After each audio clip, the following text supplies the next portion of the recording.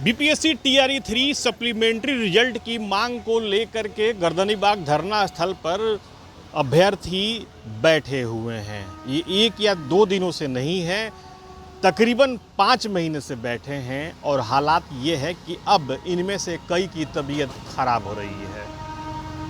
हमें जो जानकारी मिली उसके अनुसार कल रात में एक महिला अभ्यर्थी की तबीयत खराब हुई है और आज एक अभ्यर्थी बेहोश हो गया है। यानी कड़ाके की ठंड से चिलचिलाती गर्मी हो गई, लेकिन इनकी मांग पर अभी तक विचार नहीं किया जा रहा है। छात्र अभ्यर्थियों से बात करेंगे, जानेंगे कि अभी जो सिचुएशन है वो इसमें खुद को कैसा महसूस कर रहे हैं।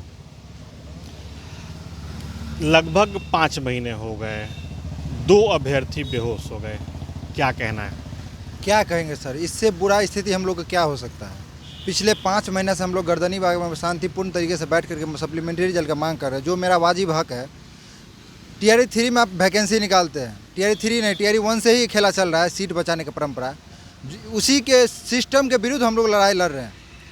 तो हम लोग पिछले 5 महीना से गर्दनीबाग में बैठे हुए हैं, लेकिन अभी तक सिर्फ आश्वासन हम लोग को मौखिक दिया जा रहा था कि आप लोग पे काम किया जाएगा। लेकिन शिक्षा मंत्री महोदय और एससीएस साहब डायरेक्ट मुकर रहे हैं इस बात से कि हम टीआरई 4 में सेट को फॉरवर्ड करेंगे, आप लोग टीआरई 4 का तैयारी कीजिए। तो शिक्षा मंत्री महोदय से यही बोलना चाहेंगे कि सर हम लोग की कहाँ से गलत मांग है, आप जरा बताइए। टीआरई 3 में आप सीट निकाले 87,000, अब फाइनली आप 45,000 ज्वाइन कराइएगा, 40,000 सीट का आप क्या कीजिएगा? 40 से 42,000 सीट आप क्या कीजिएगा? उसमें आप जो हम टाई ब्रेकर के जितना भी स्टूडेंट यहाँ पे सभी लोग टाई ब्रेकर में फंसे हुए हैं। यानी कि बॉर्डर लाइन पे जितना कट ऑफ उठाया था बीपीएससी ने, सभी कट ऑफ मार्क्स के बराबर है। उसके बावजूद भी इनका रिजल्ट नहीं हुआ है। तो कहीं ना कहीं इसमें हमारा कहाँ गलती है? आप जो बोल रहे हैं सीट को हम टीआरई 4 में फॉरवर्ड करेंगे, तो ये मनसा आपका नहीं चलेगा। हम लोग लगातार मांग कर रहे हैं, तो मांग नहीं सुना जा रहा था, जिसके कारण से हमारे बहुत सारे साथी जो है अनशन पर बैठे हुए हैं पिछले 26 तारीख से। तो सभी का तबीयत लगभग ख़राब शुरू हो गया है। रात में एक महिला कैंडिडेट का तबीयत खराब हुआ, अभी एक लड़का का तबीयत खराब हो गया जो कि हॉस्पिटल में भर्ती है। तो महिला कैंडिडेट से भी आप पूछिए जा करके उनका क्या स्थिति है। हम तो शिक्षा मंत्री महोदय से रिक्वेस्ट करते कि आपके अंदर थोड़ा सा भी दिल है तो गर्दनीबाग आइए और हम सब की स्थिति को देखिए कि हम लोग का मांग जो है जैनुन मांग है कि गलत मांग है। ये महिला अभ्यर्थी हैं, आप देख सकते हैं इनके हाथों में कई तरह के बैनर भी हैं। बेटी बढ़ाओ फिर उसे सड़क पर दौड़ाओ, युवाओं का हक मारने वालों को वोट नहीं, सप्लीमेंट्री दो या फांसी दो। क्या कहना चाहेंगे आप? बोलना चाहेंगे कि आज 5 महीने से हमें मानसिक प्रताड़ित किया जा रहा है। अगर उन्हें सप्लीमेंट्री नहीं देना था तो वो बोल देते कि हम नहीं देंगे, तो हम अपना समय बर्बाद नहीं करते। आज 5 महीने से हम रोड पे बैठ के अपना समय बर्बाद कर रहे हैं और आज वो बोल रहे हैं कि टीआरई 4 की तैयारी करें। अब हमारे पास क्या बचा है? हमारे पास तो कुछ नहीं बचा, टाइम भी नहीं है। और जितना नंबर हमारे पास है उतना ही नंबर ला करके कोई स्कूल में पढ़ा रहा है और हम यहाँ रोड पे बैठ रहे हैं। हमारे भाई बहन भूख हड़ताल पे बैठे हैं। आप काफ़ी भावुक हो रही हैं। हाँ, क्यों नहीं भावुक होंगे। अभी एक आदमी बेहोश हो गए हैं, बहुत ज़्यादा उनकी तबीयत ख़राब है, फिर भी हमें यहाँ कोई देखने तक नहीं आ रहा है। आप बताएं कि हम क्या करें? ये हमारा हक है और हमारा हक हमें दे दीजिए माननीय मुख्यमंत्री और शिक्षा मंत्री जी। बस यही निवेदन है आपसे, आग्रह है, हम हाथ जोड़ के विनती कर रहे हैं आपसे। ये करुणा भरी पुकार है, ये महिला अभ्यर्थी हैं उनकी। क्या कहना चाहेंगी आप? 5 महीने हो गए लगातार। सर, नीतीश सरकार से हम यही कहना चाहेंगे कि हम यहाँ 5 महीने पे धरना स्थल पर बैठे हुए हैं, शांतिपूर्ण धरना कर रहे हैं।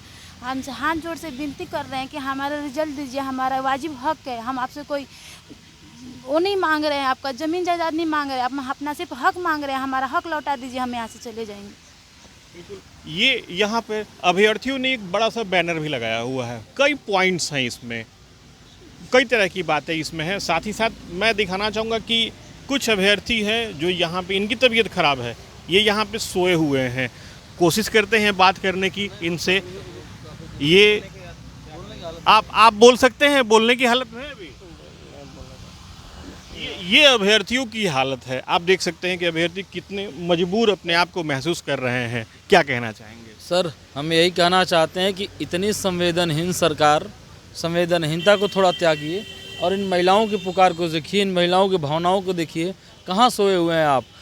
सरकार अपनी कमियां छिपाने के लिए हम लोगों का हत्या कर रही है, गला रेत रही है, युवाओं के साथ धोखाधड़ी कर रही है। आपको मालूम है कि आपका डाटा कितना आपके पास है और हम आपको डाटा बता रहे हैं। आपने जो भी गस्टिंग किया वो सारा आपके सामने है। आपको रिजल्ट देने में क्या जाता है, आप इस बात के स्पष्टीकरण नहीं कर रहे हैं, और बल्कि शिक्षा मंत्री रट्टा रट्टा बयान पड़े हुए हैं। ठीक है, हमने बीपीएससी को लेटर लिख दिया, आपने कौन सा लेटर लिखा, वो लेटर कहाँ गया, न उस लेटर का कोई पेपर में गस्टिंग हुआ, न बीपीएससी के पास कोई कह रहा है कि हमारे पास लेटर आया हुआ है। झूठा लेटरबाजी, झूठा मौखिक बयान ऑन कैमरा दे रहे हैं। इतना साफ सफ़ेद झूठ बोलने की कोशिश कर रहे हैं, और यही सफ़ेद झूठ हम लोगों के साथ बोला जा रहा है। और एसीएस महोदय को बोलते हैं, एसीएस महोदय उनको बोलते हैं, वो बीपीएससी को बोलते हैं। बीपीएससी ने अब स्पष्टीकरण कर दिया है कि आज 15 जनवरी को ही कि अगर शिक्षा विभाग अधियाचना भेजता है तो हम रिजल्ट देंगे, और शिक्षा विभाग के पास रिक्तियाँ बची हुई हैं। आप विधानसभा में 87,000 सीट के लिए बस्टिंग पास किए, पूरा उसके लिए आपने पूरा अपना रिक्तियाँ लिया, रिक्तियों के बाद से पेमेंट का पूरा ब्यौरा बनाया, तो कहाँ गई सीटें? बिल्कुल। इतने दिन तो हो गए आमरण अनशन करते हुए, कब तक आप लोग रहेंगे अभी यहाँ पे? देखिए, जब तक सरकार हम लोगों की मांग पूरी नहीं कर लेती है, हम लोग छोड़ने वाले नहीं हैं।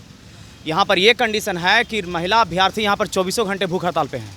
रात के समय पर यहाँ पर बहुत सारे लुच्चे लफंगे लोग आते हैं, लेकिन प्रशासन का एक भी आदमी यहाँ पर रात में कुछ टहलने के लिए, देखने के लिए नहीं आता है। हम लोग अभ्यर्थी अपने खुद यहाँ पर सुरक्षा करते हैं, और सरकार की ये नाकामी है कि हॉस्पिटल बगल में है, यहाँ पर अगर बेहोश भी हो जाएगा लोग मेडिकल जांच करने अभी जो बेहोश हुआ था उसको आप लोग खुद लेके गए हैं? खुद लेके गए हैं, हाथ में टांग करके लेके गए हैं सर। वीडियो क्लिप हमारे पास है, आप उसको चला सकते हैं।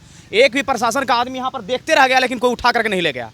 ये सरकार की ये नाकामी है, और शिक्षा विभाग की नाकामी को सरकार को झेलना पड़ेगा, और इसका खामियाजा इलेक्शन में अच्छा से सरकार भुगत भोगेगी। बिल्कुल। ये सारे अभ्यर्थी हैं, इनके दिल में कसक है। महीने बदले, वक्त बदला, कैलेंडर भी बदल गया, लेकिन इनकी उम्मीदें वहीं पर रुकी हुई हैं। ये उस उम्मीद में है कि उनकी बात कब सरकार मानेगी, सरकार की नींद कब खुलेगी।